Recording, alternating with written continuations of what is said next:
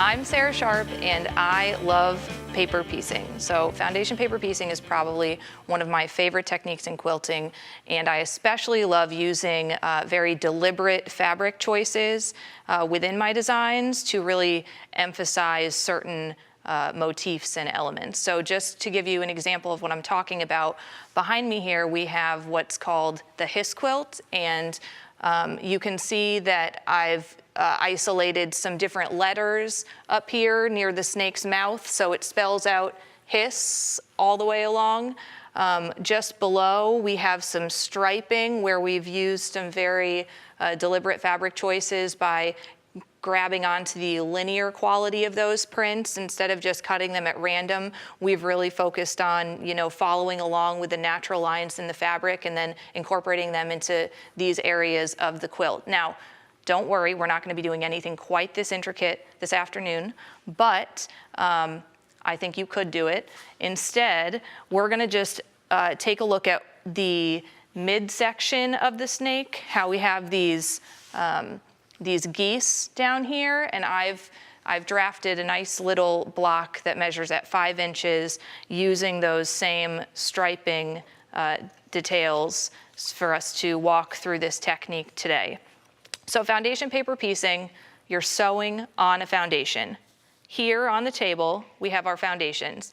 Now these two that I have in front of me are identical, except that one of them I've sewn through the lines, which are going to be our sew lines, except I've done it without any thread in my machine at about a 3.5 stitch length, just because the back of the paper can sometimes be a little daunting when it's blank. This perforation gives us a nice tactile element, so it feels like, we're not quite as blindfolded as we would be with a just blank back of the paper. Some other things about this pattern, we have our numbers. The numbers indicate the piecing sequence, so we're going to place the first piece where it says number 1, the second piece with number 2, and so on and so forth. And then the final thing about this pattern is that this block measures exactly 5 inches square, and there's no seam allowance accounted for on this particular template. So all we want to do is that we want the fabric to extend 1/4 of an inch past all the outer edges of our paper as we're going. All right, now that we've talked about this pattern kind of very specifically, what we want to do is, just look at it from a little bit of a bird's eye perspective. I have a nice big strip section here, a skinny strip, a little pointy triangle at the top, and then we've got this nice base. So when I went about figuring out what fabrics I wanted to use in this design, I knew I wanted to emphasize the point at the top. I wanted to get a nice chunky linear print in here. So I'm going to go ahead and show you what I've picked for area 1. And now this is a little bit wrinkly, so we just want to make sure that when we're working with this intentional piecing that we really capture this, that we just want to make sure that everything's nice and flat. So we're just going to give it a little spritz here, because if we have wrinkly fabric, then it's not going to play as nicely with what we're trying to do. Okay, so as I'm looking at this print, my eye's really drawn to this nice graphic dark chevron. So if this were a printed fabric with a right side and a wrong side, this would be right side down. And then we're going to have our pattern with the right side up, our printed side up. And we're just going to place it, and you can see right within that section we capture that chevron. So I'm just going to go ahead, I'm going to pick everything up, I'm going to try to keep it all together, and I'm just going to take my scissors and I'm going to cut a very generous seam allowance all along the outside. And I tend to cut about 3/8 of an inch to sometimes even 1/2 an inch. And the reason I do that is because I don't want to have to get out my seam ripper too much, and so I find that by sewing with a little bit extra seam allowance, it's just a little bit more forgiving, and it makes the process go more smoothly. All right, so we have our first piece cut, and then I've gone ahead and pre-cut the rest of the pieces. And so here we have a nice ABC print, so we can tell that it's right side down and that we're looking at the back because our letters are backwards.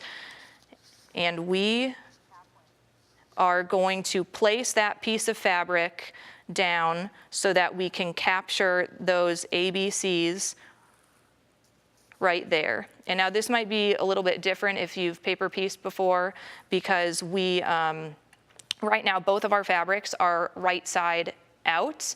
So I'm gonna just keep everything together very carefully. I'm gonna pinch it with my fingers, lift it up so that the printed side of the paper's down. And now I'm just gonna kind of carefully turn it so that, remember this black and white was area 1, the ABCs are area 2. And so I want area 2, the area that I'm adding, to be the closest to me. And then I'm just gonna gently lift the edge of the paper. So I've got, you can see the paper, area 2, all of it. And I'm gonna find that sew line. And then I'm just going to crease along this line right there. And if you want, you can use a tool to just get a nice crisp crease. And then what's gonna happen is when I fold back this paper, here I have that generous, you know, I don't know, maybe it's even 3/4 inch seam allowance.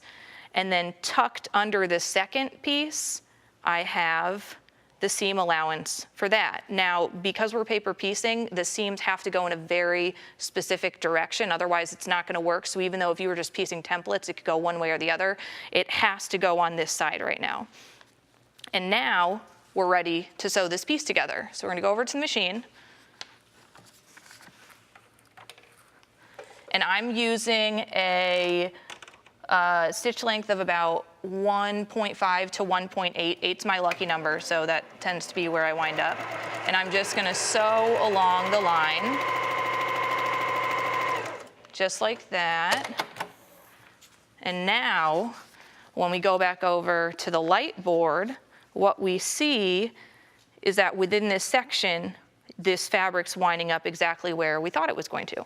So I'm gonna give this a little press.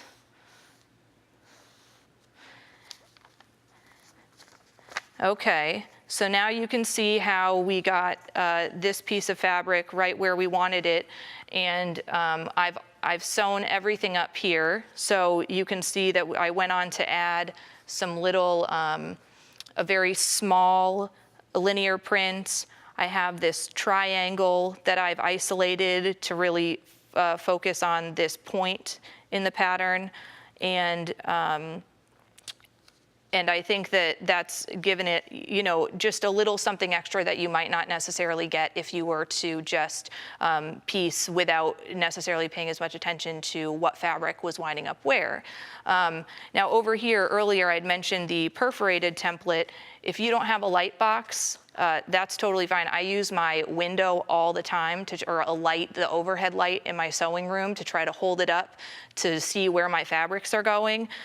This also works really well because, as you can see here, if we just take this ABC fabric, we can feel where that seam line is going to be, so we know, okay, that this is going to wind up in the right spot.